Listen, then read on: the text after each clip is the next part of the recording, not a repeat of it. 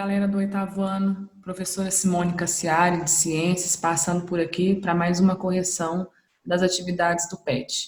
Agora, semana 2 do PET, volume 2, ok? Lembrando que a gente está aí fazendo como se fosse uma revisão, né, das atividades do começo do ano, quando a gente estava nas atividades presenciais na escola, e a gente falou bastante sobre o reino planta, né, sobre botânica. Então, vamos às atividades da semana 2. Ele pede para você ler novamente o resumo da semana 1, né, porque vai continuar usando o mesmo material, e ele traz na atividade 1. As ilustrações a seguir representam espécies de 2 grupos do reino planta, analise-as e responda os seguintes itens. Então, ele traz aí para a gente 2 imagens, a imagem A e a imagem B, né, de 2 grupos de plantas diferentes. E ele pergunta na letra A, a quais grupos pertencem as espécies representadas pelas figuras A e B? Quando a gente olha para a figura a gente já imagina que é uma planta de estrutura bem simples, bem básica, né? E as plantas mais simples que existem são as plantas do grupo das briófitas, né? Que são os musgos, que a gente conhece bastante aí, que formam aqueles tapetes verdes em cima dos troncos das árvores, em cima das rochas, certo? Então, a letra A é o grupo das briófitas, e na letra B, ele traz para a gente aí a imagem de uma folha de samambaia, né, uma parte da planta da samambaia, que é do grupo das pteridófitas. Então, o grupo da letra A, briófita, e da letra B, pteridófitas. Na letra B, ele pergunta quais os nomes e a função das estruturas 1 e 2 indicadas na espécie A. Lá na imagem A, né, o número 1 está lá em cima, naquelas estruturas que parecem umas folhinhas, e o número 2 está lá embaixo, onde parece uma raiz, né? Mas a gente tem que lembrar que nas briófitas não existem tecidos verdadeiros e órgãos, né? Então, o número 1 são os filóides, que tem função como se fosse uma folha, né? Faz fotossíntese. E no 2, a gente tem o rizóide, que vai ter a mesma função que uma raiz, mas por não serem órgãos verdadeiros, tecidos verdadeiros, a gente chama então o 1 de filóide e o 2 de rizóide, né? E a função a gente já falou, o filóide faz a fotossíntese e o rizóide faz a fixação da planta e a absorção de nutrientes no ambiente. Na letra C, ele pede quais os nomes das estruturas 3, 4 e 5 indicadas na espécie D. A imagem está aqui, né? A gente tem lá os números, então o 3 está lá embaixo, naquelas raizinhas que parecem uns cabelinhos. O 4 está apontando para essa estrutura que está na horizontal, e o 5 está apontando para 2 coisinhas aí. Uma estrutura que está enroladinha e a outra que já está aberta lá na folha. Então, o 3 são as raízes adventícias, né, das pteridófitas. Essas raízes são bem fininhas, assim, e isso auxilia na absorção de nutrientes para a planta, né, e também ajuda na fixação, porque elas se ramificam bastante e ajudam a fixar bem a planta no ambiente. O 4 é o rizoma, que é esse caule, né, que vai ficar sempre na horizontal, diferente de outros caules das outras plantas, e ele fica subterrâneo, por isso que ele tem esse nome de rizoma, tá? E o número 5, o que está embaixo, enroladinho, é o báculo, né? Que são as folhas jovens das pteridófitas. Fica enroladinho, e báculo é porque parece um embrião humano, né? Todo dobradinho ali. E depois, quando esse báculo cresce, se abre, né? Ele vai dar origem à folha, e a folha das pteridófitas, aqui nesse exemplo da samambaia, ela é formada por essas dezenas de pedacinhos, né, chamados de folíolos. Então, o número 3 são as raízes adventícias, o 4 é o rizoma, e o 5 aponta para o báculo e para o folíolo, né, que são essas pequenas estruturas que formam a folha da samambaia. Na letra D, qual das 2 espécies apresenta menor tamanho e por quê? O que acontece? As briófitas, né, em geral, elas têm um pequeno tamanho, por quê? Como elas são as únicas plantas avasculares, ou seja, não tem os tecidos condutores, o xilema, o floema, né, para conduzir a água, conduzir os sais minerais, conduzir os produtos da fotossíntese. Então, essas plantas do grupo das briófitas nunca vão conseguir um tamanho muito maior do que alguns centímetros de altura. Como elas não têm esses tecidos condutores, essas substâncias passam de uma célula para outra muito lentamente. Então, se essa planta crescer muito em tamanho, acaba que não vai ter, chegar nutrientes suficientes na extremidade da planta, né? Então, na letra D, seria a imagem da letra A, né? As briófitas ficam com tamanho restrito aí por serem avasculares, ok? Na letra E, cite 3 características presentes nas plantas representadas pela figura B, mas que estão ausentes nas plantas representadas pela figura A. Então, assim, a gente tem que pensar de uma maneira mais geral, né? O que as pteridófitas têm que as briófitas não têm? Então, a primeira coisa, né, que é a característica mais marcante, é a vascularização. Pteridófitas têm xilema, têm floema, para poder conduzir as substâncias dentro da planta, e as briófitas não têm. Outra característica que é muito marcante entre briófitas e pteridófitas é com relação ao período reprodutivo, né? A reprodução das plantas tem basicamente 2 fases bem marcantes.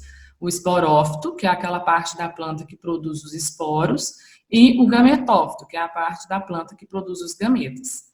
Quando a gente analisa briófita, né, que são essas plantas mais simples, o gametófito é a própria plantinha, né? Quando você olha ali esse pedacinho que tem o rizóide, os filóides, o cauloide, isso é o gametófito.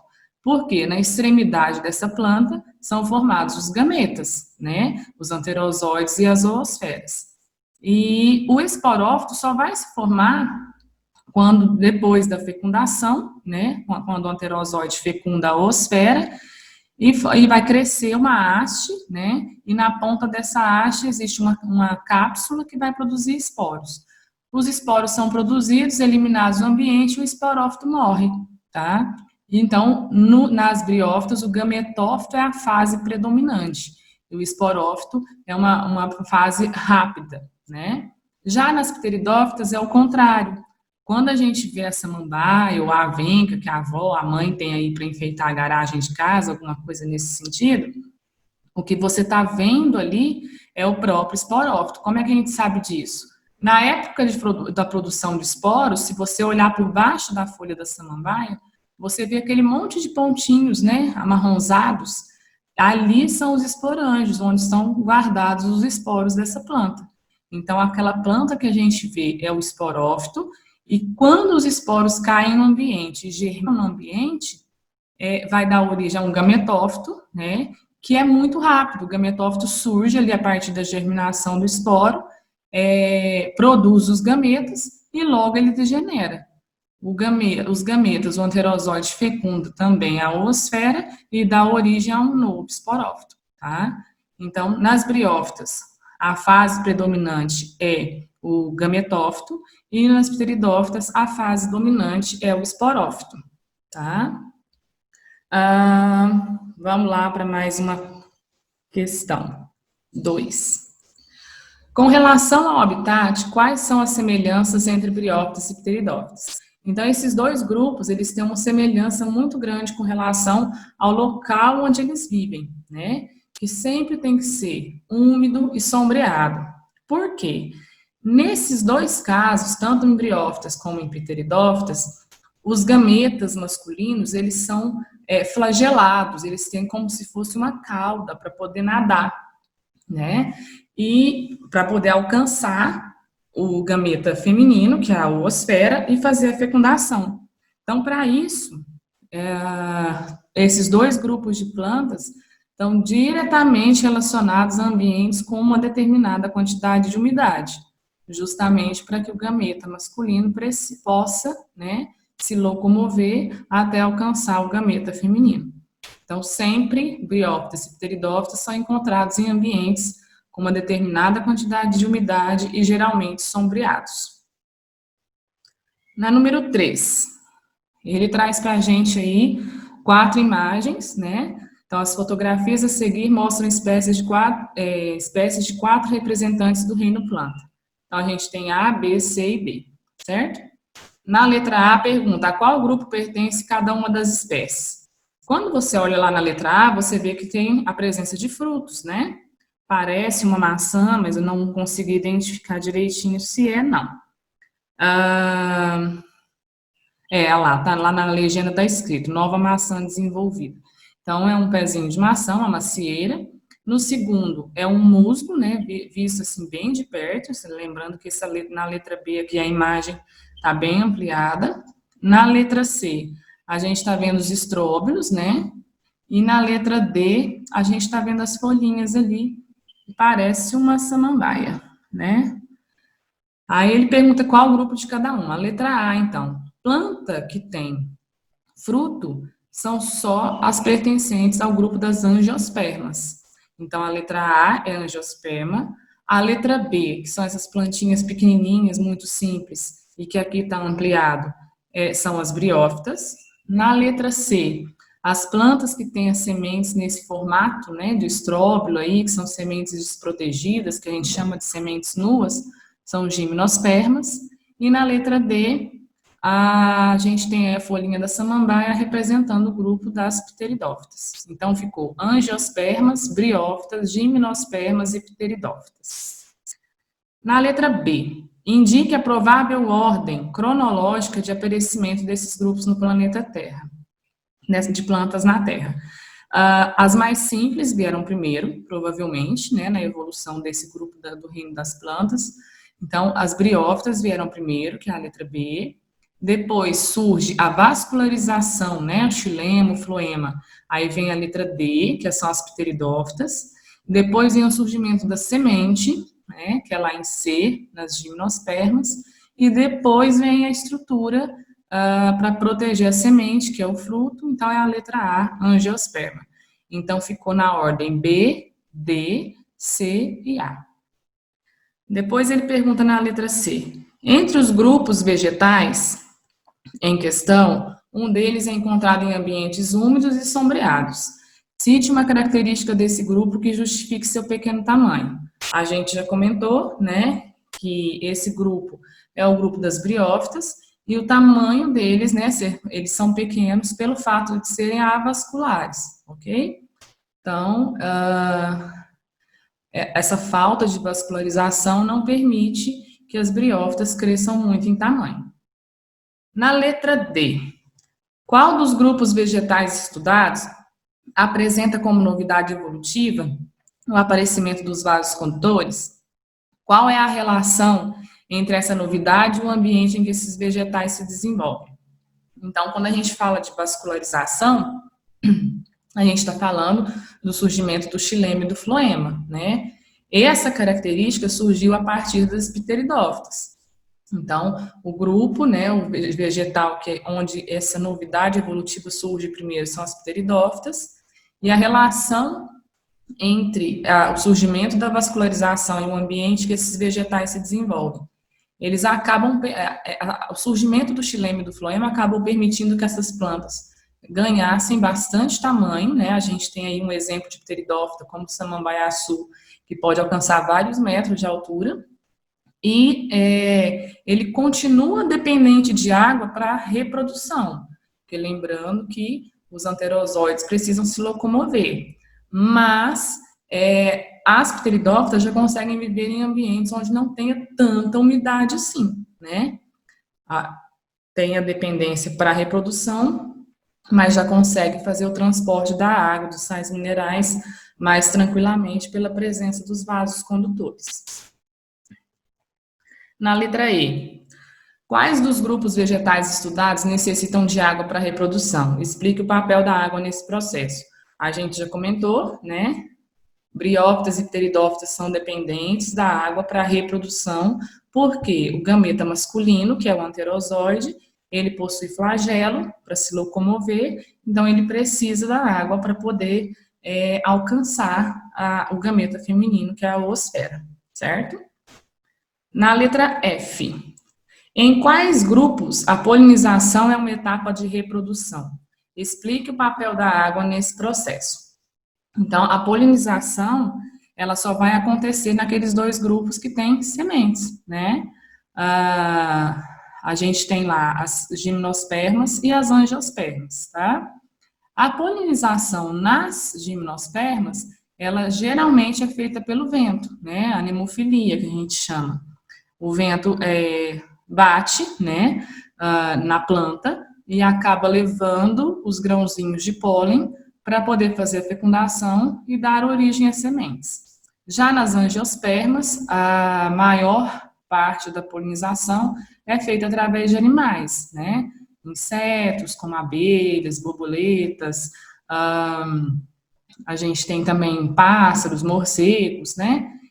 Quando eles vão se alimentar nessa planta, eles acabam se sujando, vamos dizer assim, com um grão de pólen e transportando esse grão de pólen de uma planta para outra e ocorre a fecundação. Aqui a água não vai ter uma intervenção tão grande, por quê? Esses dois grupos de plantas, gimnospermas e angiospermas, têm uma independência de água com relação à água pela reprodução, porque esses dois grupos de plantas desenvolveram uma estrutura que é o tubo polínico, né? Quando o grão de pólen chega na entrada do gametófito feminino, e a oosfera está guardadinha lá dentro, né? E o grão de pólen precisa jogar os núcleos do gameta masculino lá para dentro para poder fazer fecundação, a própria chegada do grão de pólen acaba formando esse tubo polínico, né? Como se fosse um caminho, um tubo mesmo, que vai levar os núcleos do grão de pólen lá para dentro para se unirem ao núcleo da oosfera. Letra G. Qual foi o primeiro grupo de vegetais a se reproduzir por meio de sementes? Explique qual a função das sementes. Então, a semente só está presente em gimnospermas e angiospermas, e o primeiro grupo a surgir foi gimnospermas, né? Nesse caso aqui, as sementes são nuas, né? Não são protegidas por uma outra estrutura. Em angiospermas, a gente tem a semente protegida pelo fruto. E explicar a função da semente. A semente, basicamente, guarda o embrião, né? Então, vem o grão de pólen, fecunda a oosfera lá dentro do gametófito feminino, forma-se o embriãozinho. Então, a semente vai proteger esse embrião e, no caso das angiospermas, as sementes ainda ficam protegidas também por um fruto, né? E nas gimnospermas, as sementes são nuas. Letra H. Qual o grupo que apresenta suas sementes protegidas por um fruto? A gente já comentou, né? O único grupo que tem essas estruturas protegendo o fruto e as sementes lá dentro são as angiospermas, tá ok? Espero que vocês tenham gostado, façam as correções nas respostas de vocês, tá ok? Na semana que vem eu volto com a correção da semana 3. Fiquem bem, se cuidem e vamos torcer para que logo, logo a gente esteja junto novamente.